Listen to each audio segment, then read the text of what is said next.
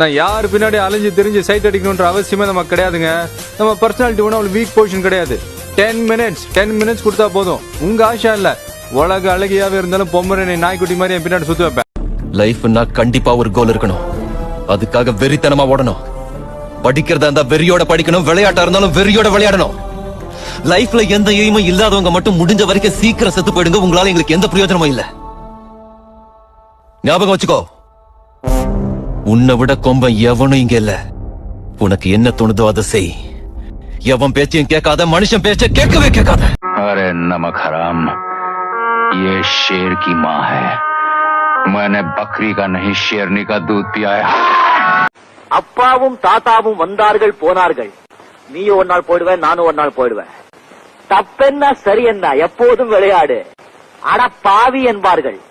தப்பாக நினைக்காத. எப்பாதே போனாலும் இன்பத்தை தள்ளாத. சோறுண்டு, சுகமுண்டு, மது உண்டு, மாது உண்டு, மனம் உண்டு என்றால சொர்க்கத்தில் இடம் உண்டு.